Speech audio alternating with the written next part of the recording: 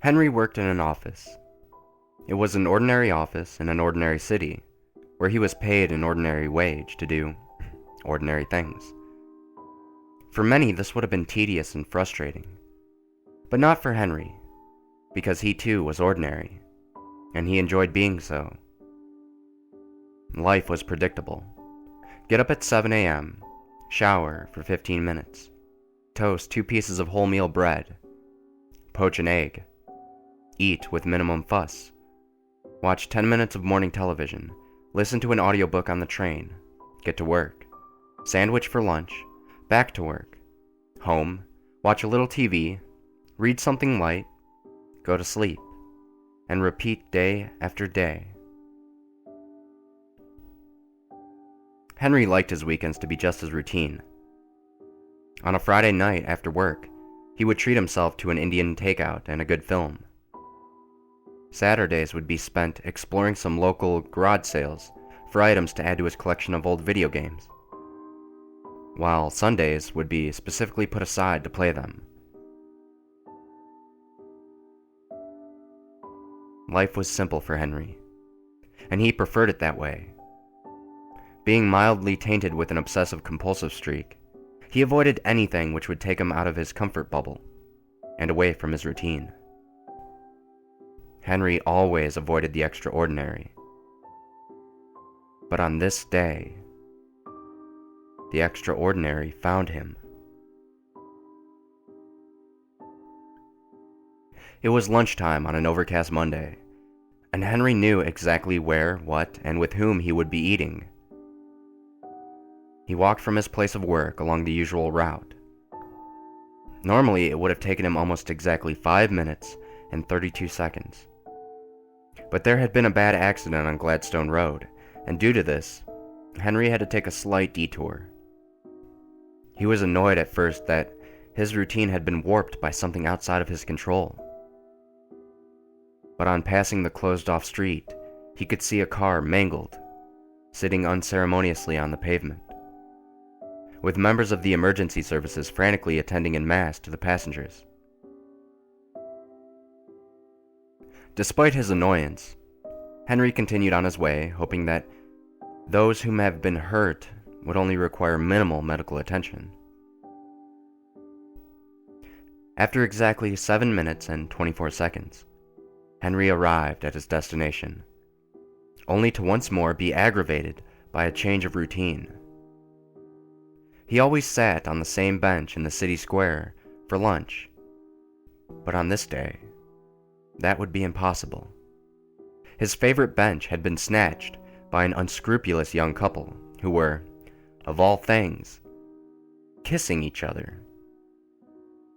Henry stood momentarily, moving off in disgust when the couple took notice of him staring, while they came up for air.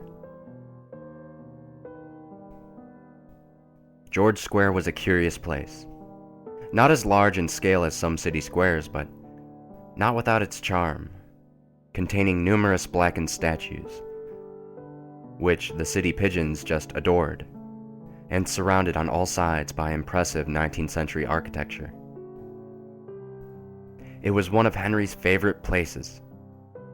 Eating lunch, staring at passers-by, feeling an attachment to society without actually having to be part of it. Surveying the scene of his discontent, Henry sat down on the only bench which hadn't been commandeered by man, woman, child, or pigeon. Opening his black leather briefcase, he unwrapped the only part of his day which he could absolutely control: a ham and pickle sandwich covered in horseradish, which he had made for himself that very morning. Chomping down hungrily on his masterpiece, Henry now took in the bustling heart of the city. And while he was not entirely keen on his new vantage point, he still took part in his favorite pastime: people watching.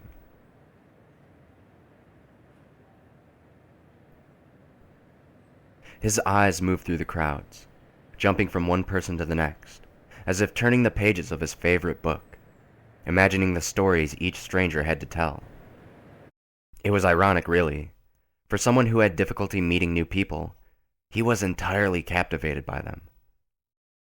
A beautiful woman in a blue dress, waiting in the doorway of a bar, most probably for a man much luckier than poor Henry. He was just not great with women. Two teenage boys attempting to impress some girls of similar age, sharing a cigarette they no doubt had stolen from an oblivious parent, and a city sweep cleaning the square, a hard-working, honest man, invisible to the office workers passing by in their preened and clean suits. Henry smiled to himself. Who was he kidding? He was a suit too. That was in itself quite surprising. For just 10 years earlier, Henry was the antithesis of who he was now. A light sprinkle of rain benignly tapped Henry on the end of his nose. Looking up, he hadn't realized how cloudy and dim the early afternoon had really become. Gazing back across the square, the beautiful lady in the blue dress still stood, waiting, occasionally glancing at her watch. There was something about her. He's not coming, Henry thought to himself. And look at her. She's pretty too. He didn't exactly care for being a runners-up prize, but something had stirred in him, something which took him entirely by surprise. Before he knew it, he had closed over his briefcase, pecking away the remnants of his sandwich carefully. It was very strange, but now he was standing up. Perhaps it was the change in routine which had shaken him, but by God, Henry, a man obsessed with avoiding risk and sticking to his habits, was going to do something brash. Henry was going to walk over to the lady in the blue dress, now sheltering from the increasing rain, and ask if he could buy her a drink. A feeling of exhilaration swept over him. With a deep breath and a moment to compose himself, Henry took 2 steps forward, not taking his eyes off the increasingly beautiful woman in the doorway for a second. So engrossed was he, so single-minded in his intent, that he did not see an old gray-bearded homeless man staggering towards him. Henry's body noticed before he did, as the old man lost his balance, falling headfirst into Henry's chest. With a jolt, he stumbled backward slightly as the old man slid down his front, grasping at Henry's clothes for dear life. Managing to regain his footing, Henry twisted his body, using the old man's weight to rest him gently onto the empty bench. But the man would not release his grip. With a strength which betrayed his age, the old man pulled Henry's face close to his own. The combined smell of alcohol in the man's breath, and thousands of nights spent sleeping in the gutter, overwhelmed. It was all Henry could do to stop from gagging in the poor fellow's face. "I'm so sorry," the old man gasped. So sorry." His grasp on Henry's suit jacket suddenly loosened. With a glazed stare, the old man slumped over, appearing motionless. Staring up at Henry through unkempt and scraggled hair was the lifeless corpse of one of the city's unfortunates. Panicking, Henry shook the old man in vain, but he knew it was too late. Looking around, it amazed him that no one seemed to notice or care. That another human being, a poor old man, had just died. Well, they could all go to hell. Henry cared. As he stared somberly at the corpse before him, he thought to himself that he would notify the police and do everything to find out who the man was. Maybe he had some family somewhere. It didn't appear that there were any police officers in the square, but one thing Henry did notice. The woman in the blue dress was gone. Either her suitor had appeared, or perhaps she just went home. Not to be, Henry whispered to himself.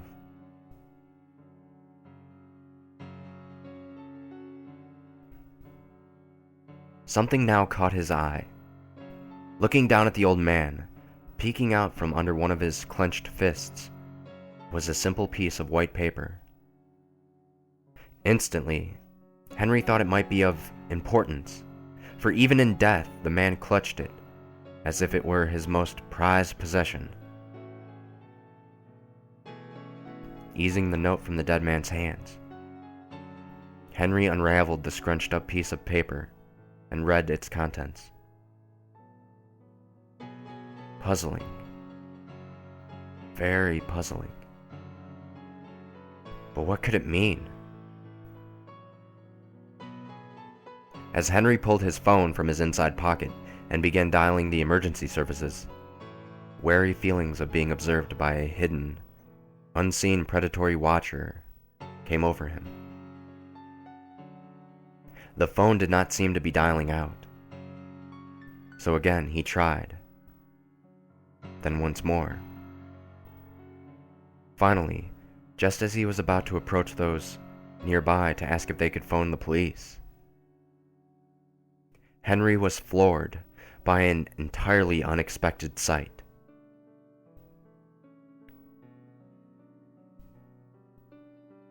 The old man's body was gone. He had vanished. How or by what means, Henry wasn't sure, but he had almost certainly been dead. There was no doubt about that. The thought that he might actually be going out of his mind did occur to him. After all, he was quite aware that his compulsive, obsessive behavior was a hindrance, and that at times it teetered on the brink of becoming a serious psychological issue. But he was certain that he hadn't cracked just yet. No. That man was lying there, dead, and was now gone. Henry knew it.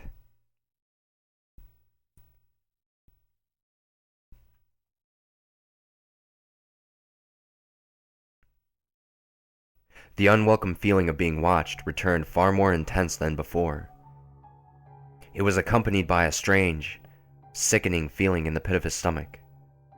And for a moment, Henry felt that he was going to vomit.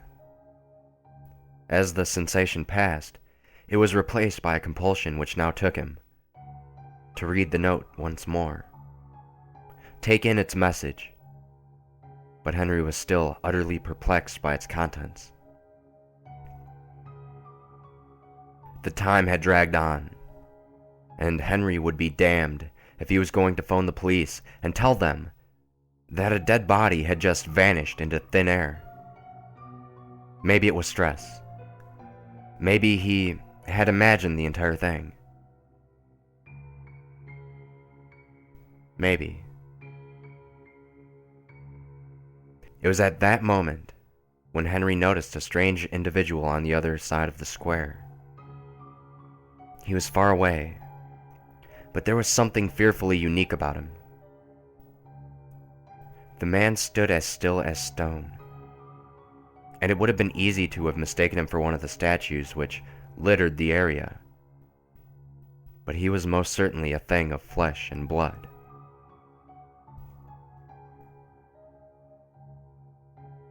He wore a rather antiquated black suit, the style of which Henry was sure hadn't been seen for many a decade. But although the suit was from another era, it was almost painfully familiar, with a long black coat which stopped just above the knee, and a tall top hat upon its head. Henry was convinced that the man was dressed not unlike an undertaker. He was, in every sense of the word, a persona out of time. Numerous office workers, tourists, and students wandered past the man, weaving their way through the enduring statues, busying themselves with the errands of an average life. many of whom cross between Henry and his stagnant watcher. But the man remained still, as if unmoved by the background noise of any other but for Henry.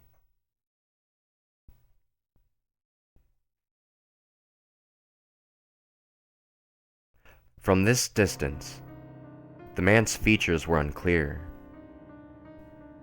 but as the growing certainty grew to attest to the truth that this strange individual was watching Henry, other notable features became evident. The man was exceptionally tall, and if it were true that he was at least 7 feet tall in height, Henry would not have been surprised. For the first time, the man now intimated that he was indeed alive, and not a facsimile of life. Keeping his gaze fixed, he slowly slipped his hand into what looked like a waistcoat, and produced a golden pocket watch, which was connected to his person by a thin chain. The sickness returned, and Henry began to feel lightheaded as the strange undertaker continued looking down at his watch. Again, thoughts returned to the note, and unraveling the paper, Henry once more could not fathom the meaning of the simple message which it contained. But one thing he could comprehend, unless he was utterly mad. That note proved the dying man had existed.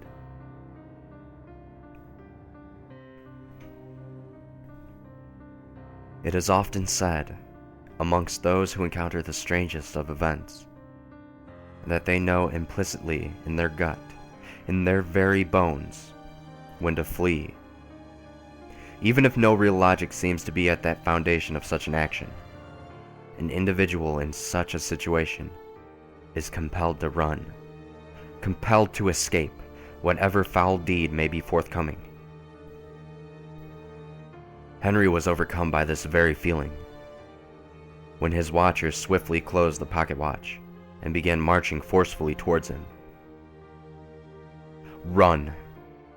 He had to run. He didn't know why, but he just had to get out of there. Before Henry knew what he was doing, he grabbed his leather briefcase and began running as quickly as he could away from that square, away from the hustle and bustle, and away from his pursuer. The streets flashed by at lightning speed. He had been running for several minutes now, and in his pristine suit and heeled leather shoes, he was already out of breath. After negotiating a crowd of gleeful shoppers, Henry rested for a moment in an old doorway leading up to some city flats. As he caught his breath, he began to once again doubt himself. Stress, paranoia, perhaps even a flu, which some coworkers had taken ill with, could be the explanation. It was also preposterous. Fumbling through his pockets, he once more produced the note. At least that was real. But surely the strange man with the pocket watch wasn't following him. Yes, surely he couldn't be. That part had just been produced by a weary mind. Either the man had been walking around town minding his own business, or perhaps he hadn't existed at all. Henry turned slowly to look down a long street filled with shops and fast food outlets. There was no sign of the tall man. None. It took a while, but eventually he decided to return to work. His usual routine had been completely destroyed. But he never took a day off, and he most certainly did not make a habit of disappearing at lunchtime.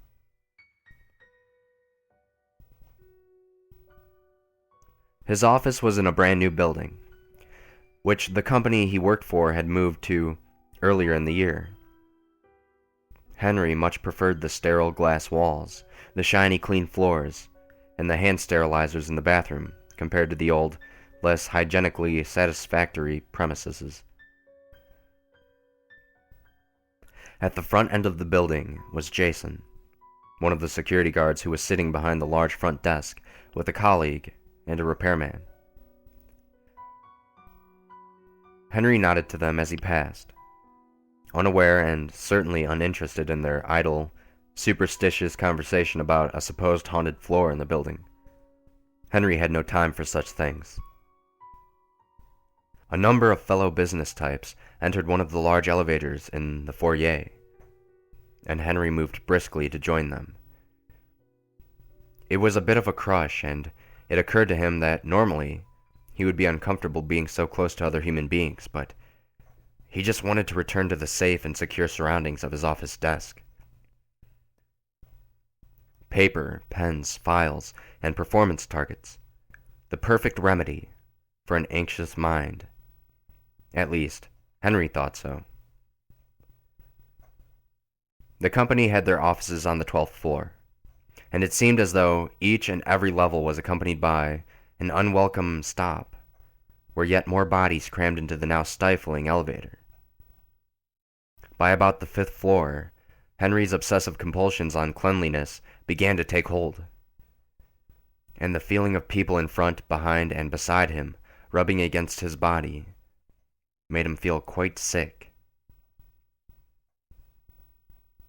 It was then that a rhythmic sound came to Henry's attention. The sound of a watch, ticking consistently, winding down the seconds of time. The noise was agitating, as it only made him more conscious of the length of time he had been there. They were on the 8th floor now, and he just reminded himself that it would not be long before he could enjoy the comfort of familiarity in the guise of his trusted chair and desk.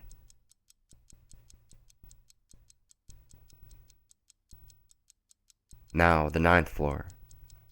Not long to go, but the sickness of proximity increased, and Henry began to worry that he would actually vomit on one of his reluctant companions. As the elevator steadily climbed from the 10th through the 11th, the ticking grew in volume as the sickness climbed from his stomach, involuntarily opening his throat at the back of his mouth. Henry now realized it was not a sickness of anxiety brought on by being squeezed into an elevator with strangers. It was the same sickness which he had felt standing in the city square,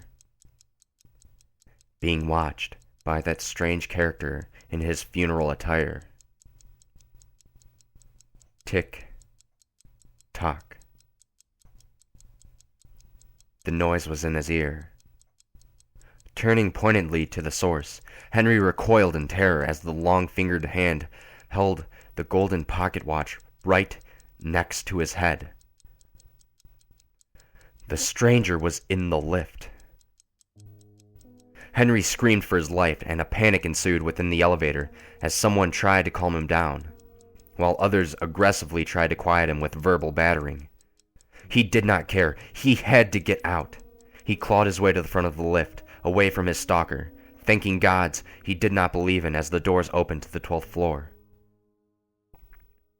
Tripping over, Henry fell out of the lift and face first onto the polished hard ground. Rolling over onto his back, several of his work colleagues tried to help him up as he stared terrified into the elevator.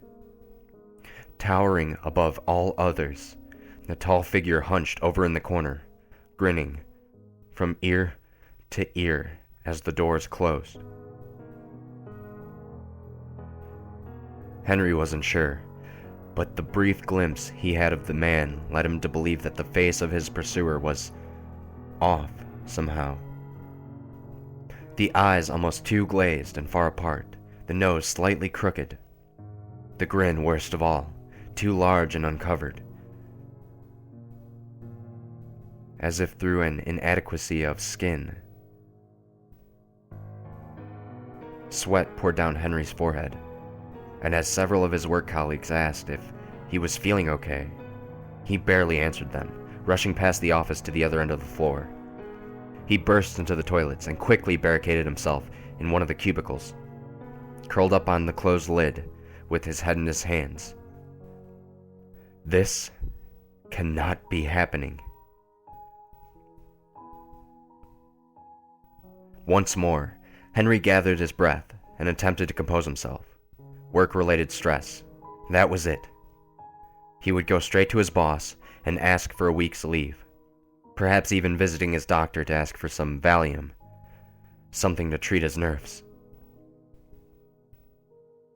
10 minutes passed, and Henry was somewhat touched by two of his colleagues checking in to see if he was fine. While he did not leave the cubicle, he made his apologies for the scene at the elevator and said he would be out in a few minutes before they left. As his heart stopped racing, he finally stood up and, briefcase in hand, prepared himself for facing the accusatory glances of some of the less than affectionate members of his office. But before he could unlock the cubicle door, someone else entered the bathroom. "I'm honestly all right. I'll be out in a minute. If you could just give me some privacy to compose myself, I'd really appreciate it." Henry's words echoed in the tiled room. Without an answer, the footsteps continued slowly, passing from left to right before the visitor entered the cubicle next to Henry's. The sickness returned, and his heart now began to gather pace once more. The room was silent, save for the occasional dripping of a faulty faucet, but soon this noise was joined by an ominous ticking from the next cubicle. It was the watch, and its owner was right next to him. As his thoughts became a torrent of paranoia, he turned once more to the note. Is it this piece of paper? Is it the message that they want? Henry did not understand. "What do you want?" he pleaded with an almost subdued squeal. "Is it the note? Is it? Please take it. Take it and leave me be." Removing the crumpled paper from his jacket pocket, Henry crunched it into a ball and threw it into the next cubicle. No response, save for the ticking and the quiet breath of the occupant through the thin cubicle wall.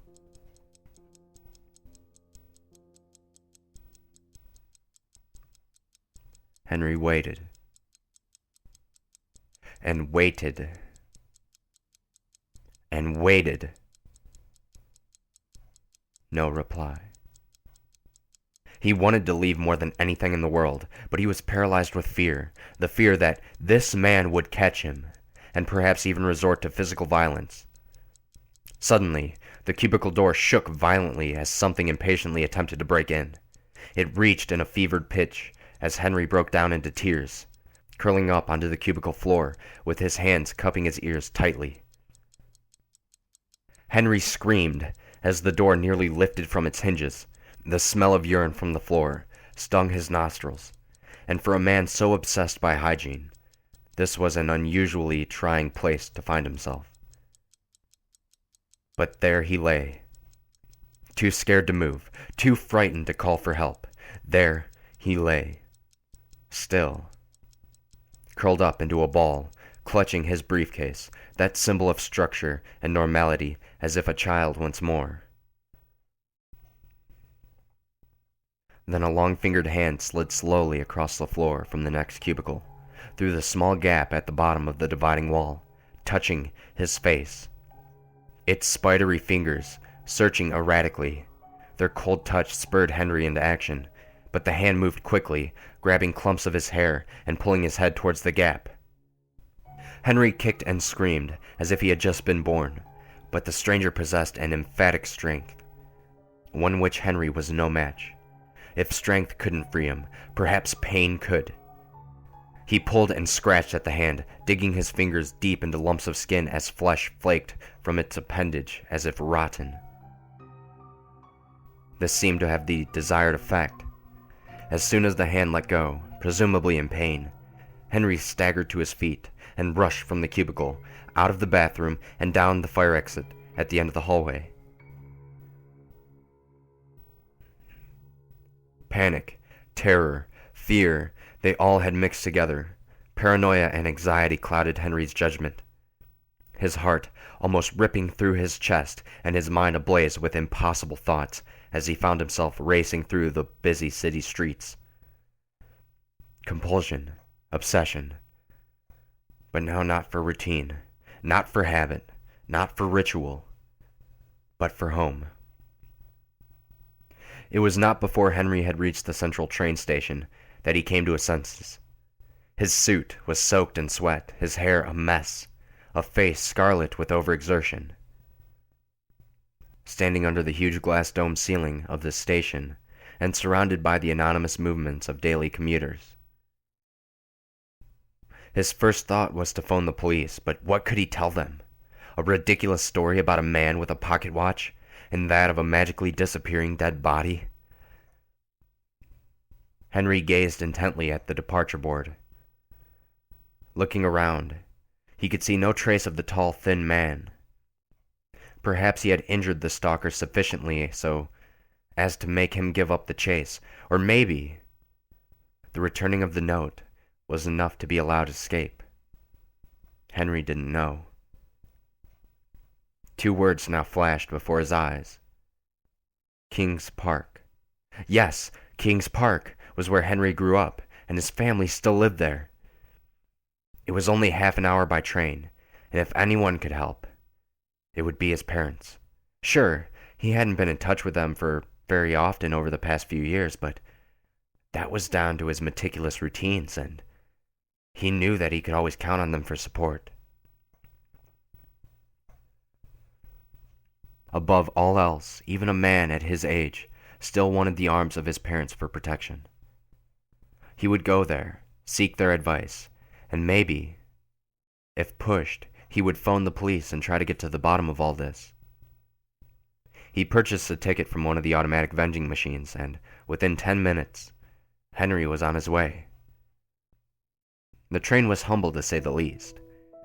It only had 3 carriages, no toilet, and it was clear that it was not a priority or popular line.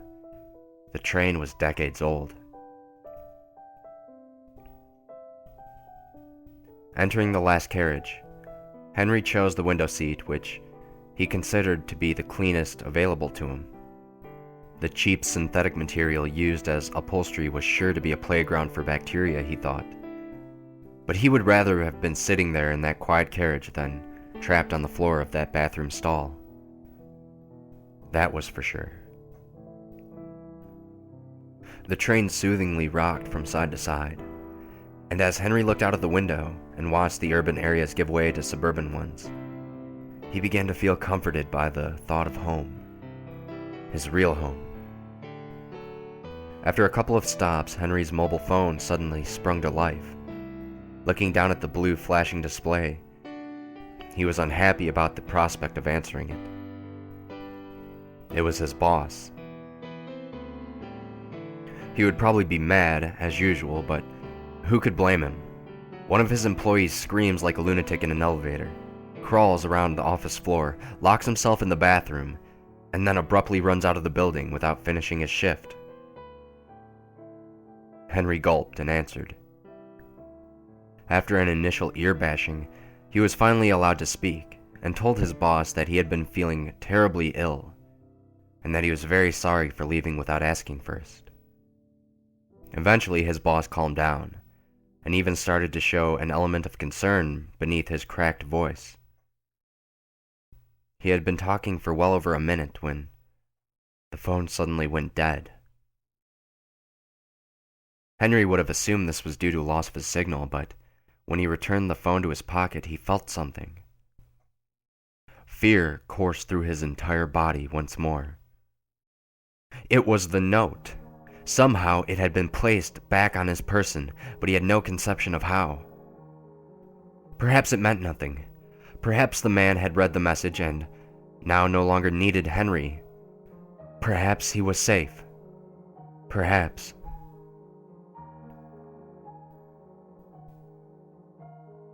The train was now nearing a stop, but just as he was readying himself to leave his window seat and exit the carriage, the conductor entered from the return driver's cabin behind. Henry fumbled for his ticket before finally finding it inside his pocket behind his phone.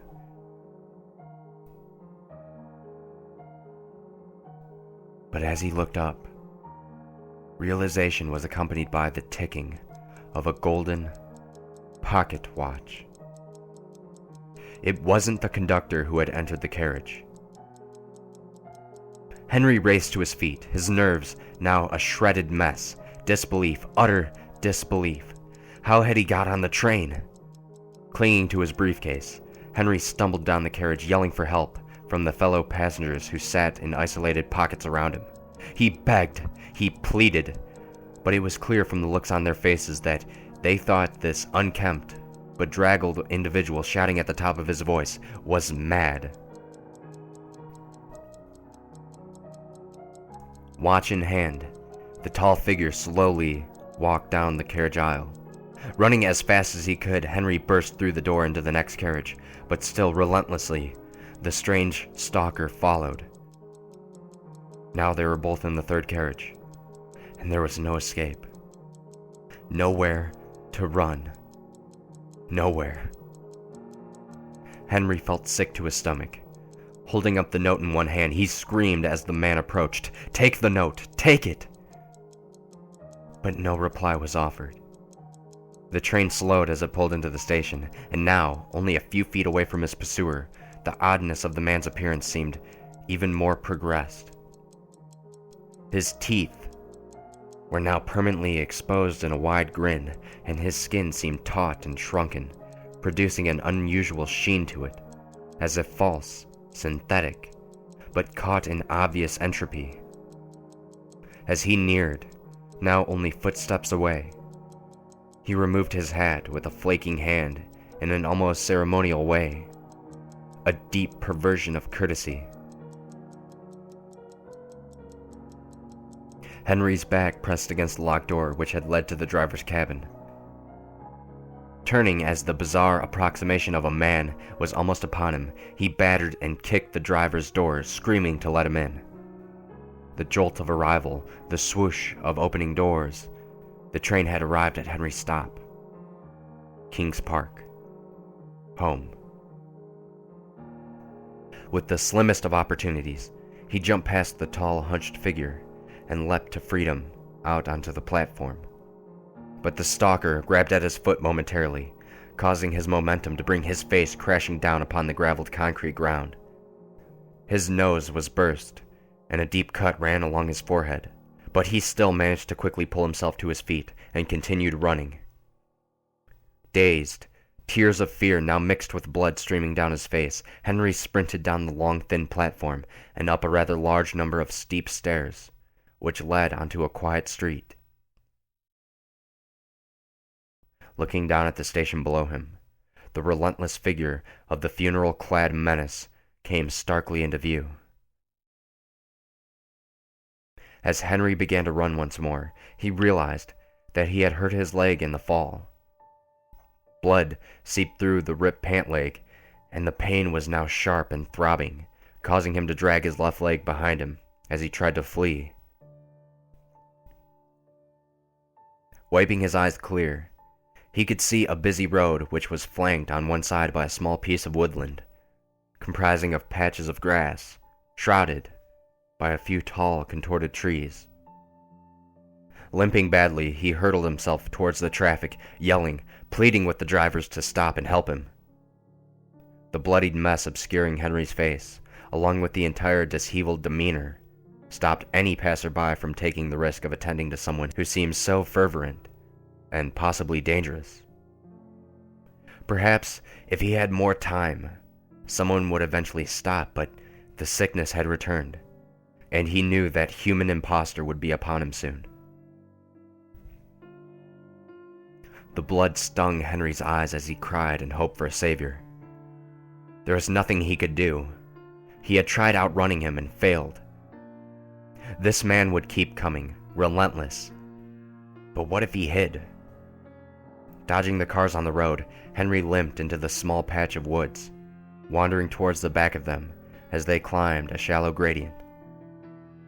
There was another street only a few meters away, but he knew he had to rest. He was too exhausted. He would hide and just hope that he would not be discovered.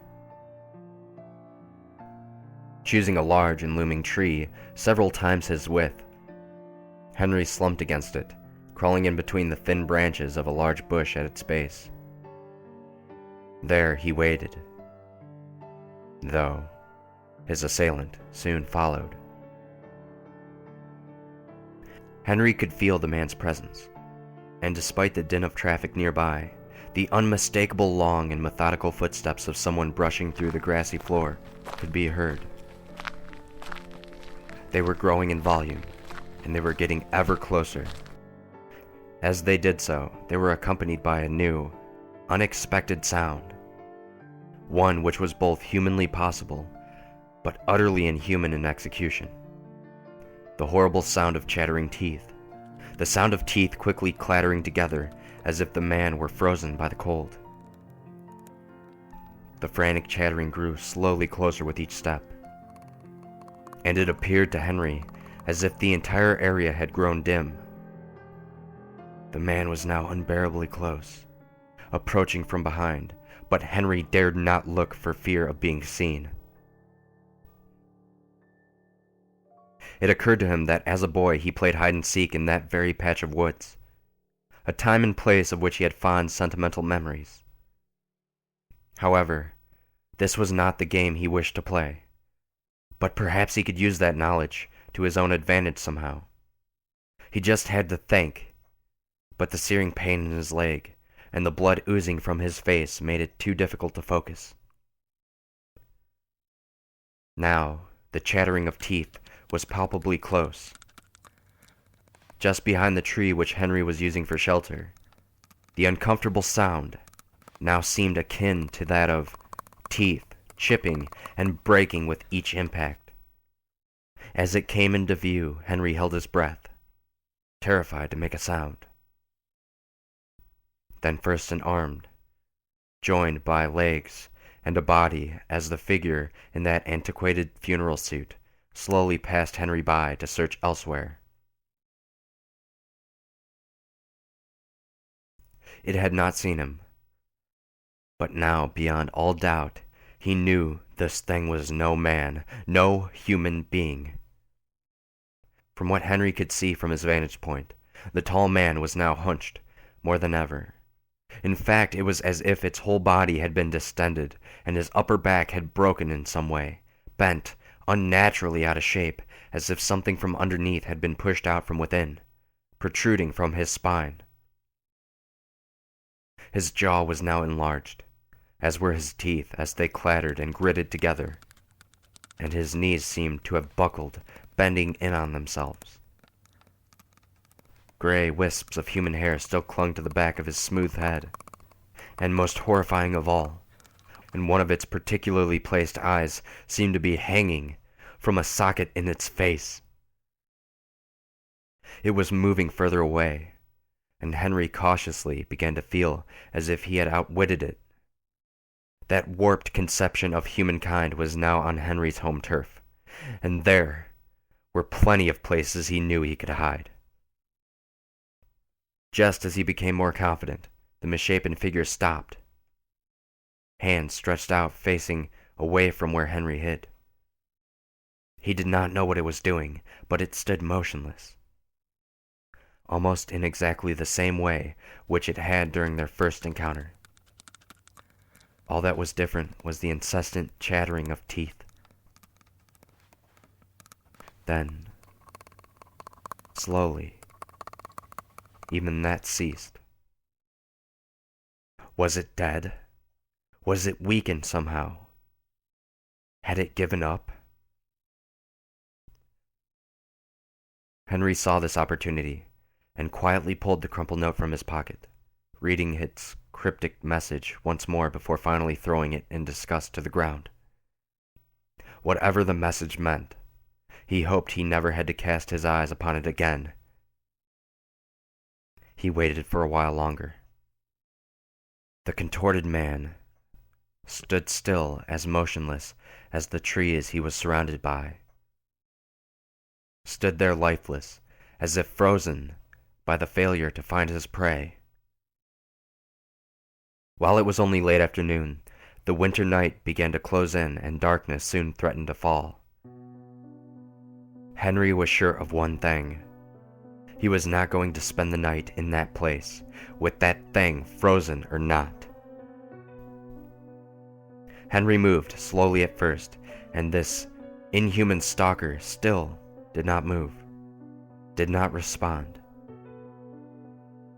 Careful not to make any noise, he moved step by step as he neared a quiet street on the other side of the woods.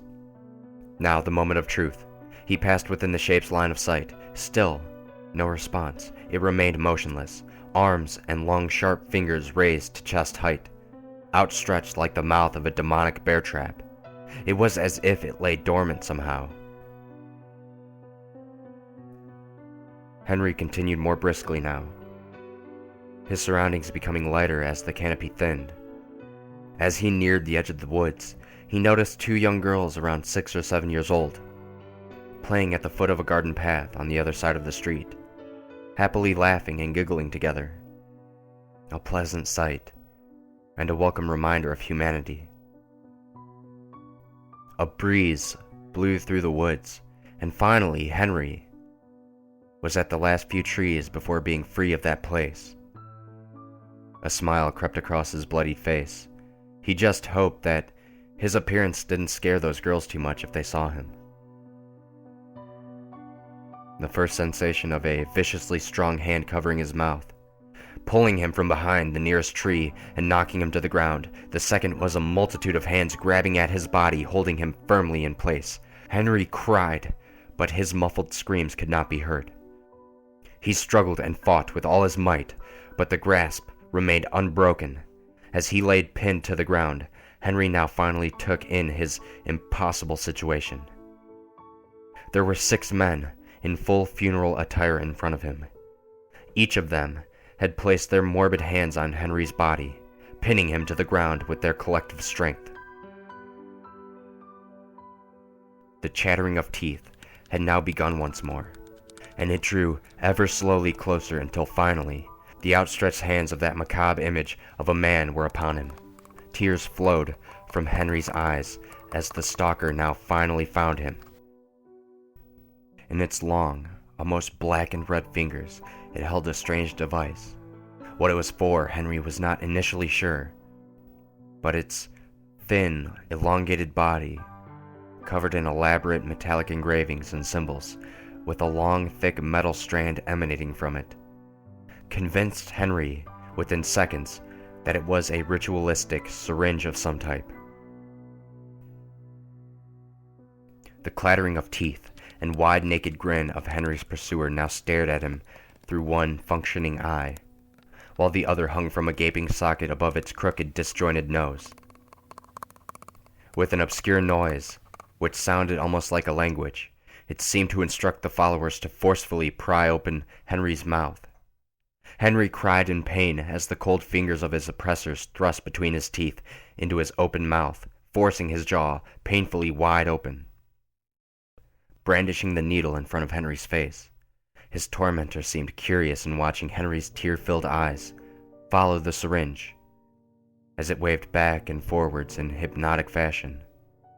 With one vicious movement, the stalker thrust the long needle into Henry's mouth, plunging it deep through the tissue at the back of his throat. A foul-tasting serum was then injected. As the syringe was pulled out, the searing pain passed. Henry noticed a relaxing in the grip of his attackers and quickly broke free from their grasp as he ran towards the freedom of the quiet nearby road. He noticed that he was no longer being chased. The men and the stalker were just watching him run, almost as spectators. Then Henry felt it. In his hand, abject misery once more took hold. He stopped running as he reached the quiet street alongside the woods, took one look at the note which had now returned to his hand, and screamed in anguish and anger at his now motionless pursuers. The 2 young girls, seemingly oblivious to the commotion, were still playing happily with some toys at the gate of their garden, but Henry's scream had startled them. They quickly wandered inside. He had to get out of there. He was near his home. His family could help him. Surely someone could help him. Find out what they wanted, what the note meant. Surely someone could help. Henry then breathed his last breath and collapsed into a heap on the pavement. He was dead. The 6 men wandered over to his bloodied corpse and raised him onto their shoulders as if a collection of corrupt and twisted pallbearers were taking him to his final resting place. They disappeared into the woods. One of the young girls who had been playing returned to the garden to collect her favorite doll, which she had left behind. As she held it in her arms and turned to go back inside, a gust of wind blew something towards her feet. It was a crumpled piece of paper. It looked very old. She stood and stared at it for a moment. Then, picking it up slowly, unfolded the paper and read the message within. Scrawled in jagged black letters were 3 simple words. Pass it on. A tall, thin man dressed in an antiquated undertaker's suit appeared from the edge of the woods. He smiled across the street at the little girl, and then looked down at his pocket watch, counting, waiting.